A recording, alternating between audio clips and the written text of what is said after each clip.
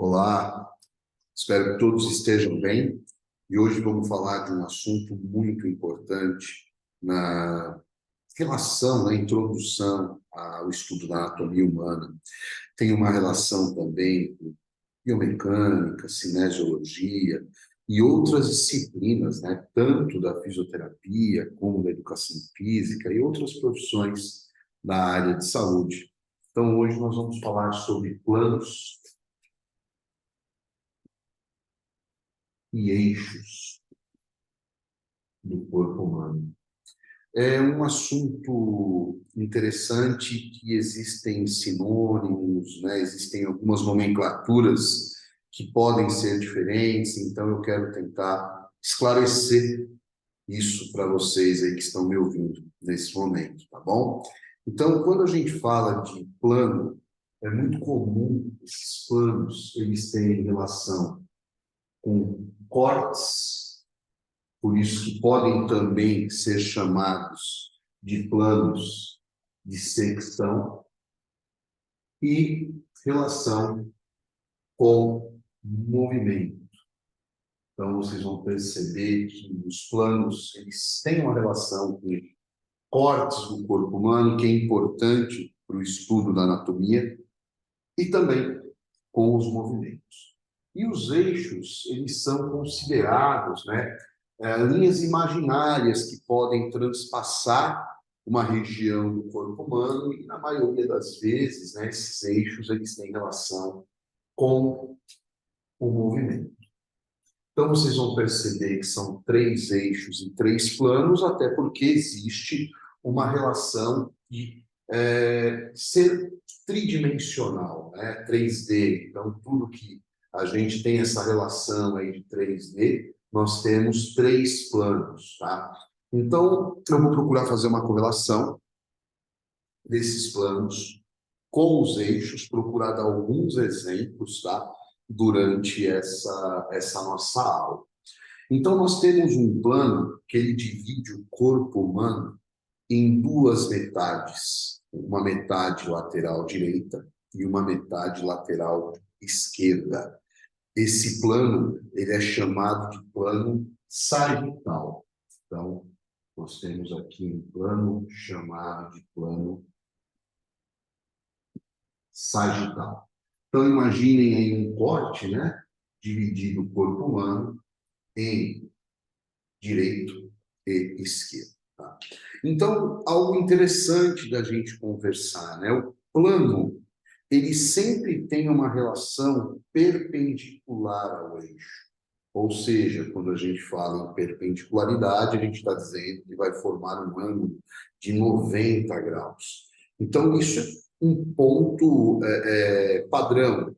O plano, ele é perpendicular ao eixo. Então, se o plano ele é sagital, o eixo ele só pode ser lateral. Então, essa relação de perpendicularidade é importante para esse entendimento. Então, o plano sagital tem relação com o eixo lateral. Existe um outro plano que nós chamamos de plano transversal. O plano transversal ele vai dividir o corpo humano em metade superior e metade inferior, ou ele vai dividir em superior e inferior. Então, nós temos aqui o plano transversal. E se o plano ele passa perpendicular ao eixo, então eu tenho aqui o plano transversal, o eixo ele só pode ser um eixo longitudinal. O eixo longitudinal também pode ser chamado de eixo crânio-caudal. Um eixo longitudinal, que é o termo mais comum, e nós temos aqui, né, um sinônimo chamado eixo crânio-caudal.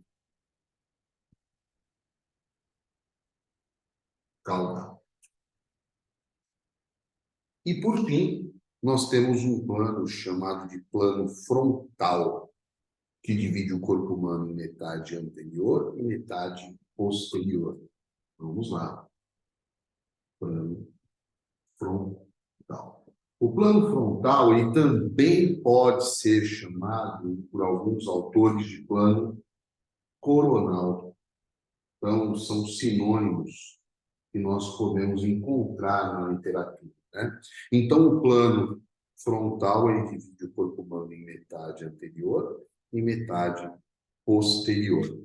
Então, se o plano ele é frontal e o eixo passa perpendicular ao plano, formando um ângulo de 90 graus, esse eixo só pode ser o eixo antero-posterior.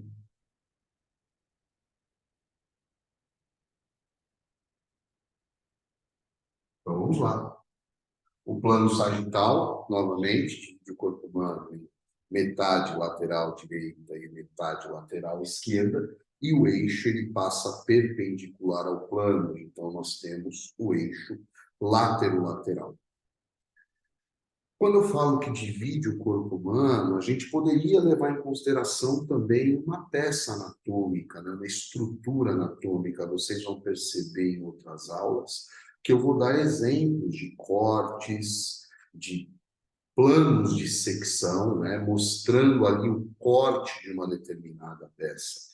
Então, quando a gente fala de vídeo corpo humano, na verdade, pode ser a divisão de uma estrutura para estudo, né, da anatomia humana. Por isso que é um termo importante que leva em consideração o estudo da anatomia humana.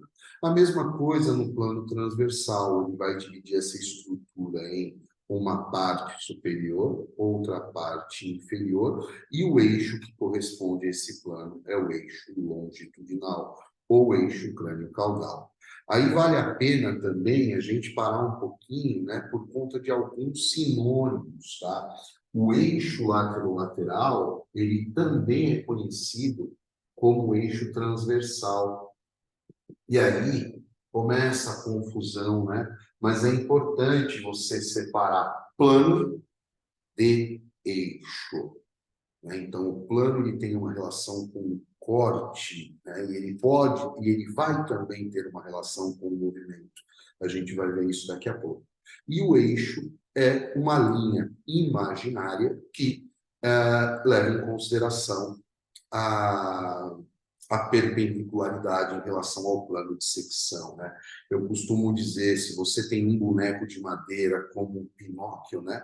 Esses eixos, obviamente, eles são reais. E, obviamente, que num boneco de madeira, esses eixos podem ser compostos, né, por parafusos, tá?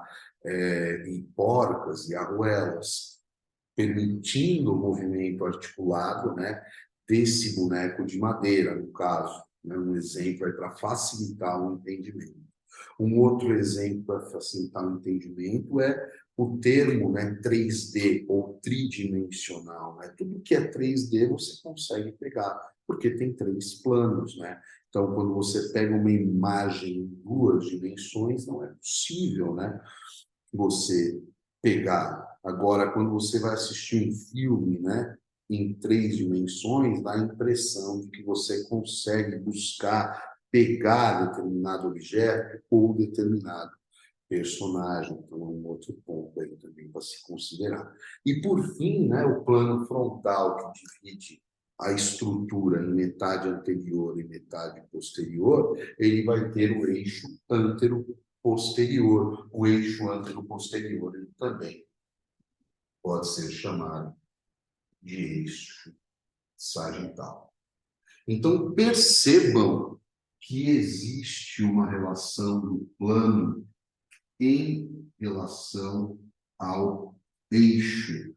E nós podemos, e não só podemos, mas devemos também levar em consideração os movimentos. Então, no eixo lateral e no plano transversal vão ocorrer os movimentos de flexão e extensão. Aqui no caso eu estou mostrando do cotovelo, poderia ser flexão e extensão do punho, flexão e extensão dos dedos, do ombro, do quadril, do joelho. Então, nesse plano sagital, no eixo lateral, né, você tem ali os movimentos de flexão e extensão ocorrendo. por definição anatômica, né, a flexão é uma aproximação ou uma diminuição, perdão, do ângulo entre dois segmentos. Então, nós temos o segmento braço, o segmento antebraço e uma diminuição do ângulo, né, entre dois segmentos. E o aumento do ângulo entre dois segmentos, nós temos a extensão. Então, em posição anatômica, em vista anterior, do jeito que vocês estão visualizando, eu tenho a flexão dos cotovelos e a extensão dos cotovelos. Direito e esquerdo, no caso. Isso é uma outra questão, né? Na maioria das vezes, nós nos referimos a movimentos articulares, né? Então, o termo articulação ou articulare significa movimento. Porém, em algumas situações, nós podemos representar o movimento por meio de segmentos. Né? Então, vou dar um exemplo. A pronação e a supinação. Nesse caso, a supinação e a pronação, a gente se refere ao antebraço. A flexão e a extensão do tronco, a flexão e a extensão da cabeça. Então, nós nos referimos em algumas situações ao segmento, mas na maioria das situações a gente vai se referir à articulação. Nos movimentos de rotação externa e rotação interna,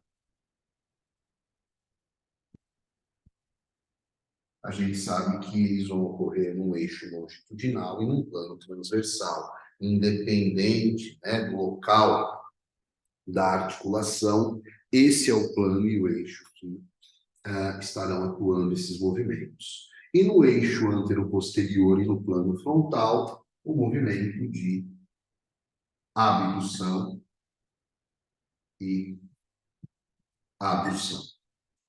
Aqui sim, né? O movimento de abdução seria um afastamento, né, entre dois segmentos. Então, eu tenho o segmento tronco e o segmento braço e antebraço, membro inferior, o afastamento aqui caracterizando a abdução e a aproximação caracterizando a adução, nesse caso, do ombro, tá?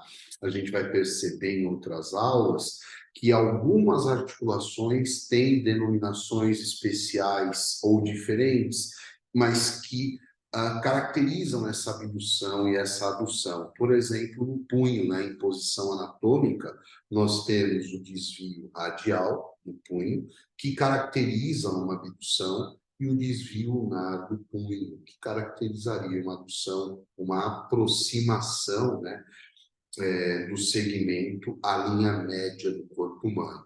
Lembrando que quando a gente fala de linha média ou linha mediana, a gente está falando de uma linha imaginária que passa exatamente no meio. Tá? Então, essa linha imaginária ela passa aqui no nariz, no filtro da boca, na região mental, aqui na região externa, umbigo, né? Região genital, exatamente na linha mediana do corpo humano. E essa linha mediana ela é importante com uma série de referências, né, para nossas conversas relacionadas à localização de estrutura do corpo humano. Algumas observações importantes aqui. A rotação externa, ela também pode ser chamada de rotação lateral por parte de alguns autores, e a rotação interna de rotação medial. Para o tronco, essa rotação ela muda um pouquinho, né? Nós temos a rotação da cabeça para a direita, a rotação lateral da cabeça para a esquerda, a mesma coisa para o tronco, né? Rodando o tronco para a direita e rodando o tronco para a esquerda. Então, são nomenclaturas que facilitam a prescrição do exercício, facilitam a leitura, favorecem, né, um padrão para a gente discutir e, obviamente, que existem aí algumas situações, né, que são um pouquinho diferentes, né, que são exceções dentro do processo.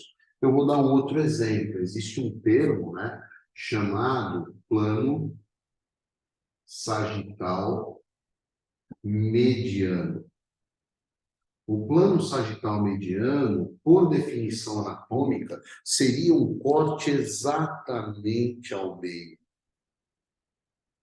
de uma estrutura ou do corpo humano. E a partir do momento que esse corte não é exatamente ao meio, mas que divide em lateral direito e lateral esquerdo, nós teríamos o plano sagital. Então, isso é uma questão também bastante discutida. E a gente não pode, né, confundir isso com linha média do corpo humano. A linha média é um ponto de referência considerado uma linha imaginária para a gente conseguir delimitar algumas estruturas e que nós também temos uma aula aí exclusiva, né, de termos de direção do nosso corpo, que também ajuda demais nas localizações. Então, de novo, o plano ele tem uma relação de corte, o eixo ele sempre passa perpendicular a esse plano e eles vão ter uma relação com os movimentos possíveis, né? Em determinadas articulações ou em determinados segmentos. Cuidado, tem algumas situações que são inadmissíveis, por exemplo, que a gente às vezes encontra em descrições, né, de livros por erro de tradução. A flexão de braço, né? Ou a flexão é do cotovelo, ou a flexão ela é do ombro. Agora, aqui você não consegue fletir o segmento, tá?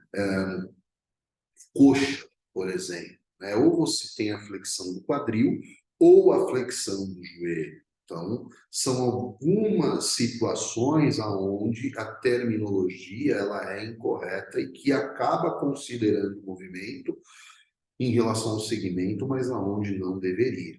Bom, então a gente vai discutindo isso em outras aulas. Eu também me coloco à disposição por meio de e-mail para tirar as dúvidas de vocês, ou mesmo inbox pelas redes sociais, tá? Caso vocês precisem de algum esclarecimento em relação a isso. Nós também temos um blog à disposição, tá? O blog da FLZ4, que é um blog que eu procuro escrever pelo menos 3 vezes por semana e que tem um conteúdo de anatomia muito rico e que vocês também podem aproveitar bastante. Beleza? Espero que vocês tenham gostado. A gente se vê numa próxima aula. Um forte abraço e até a próxima.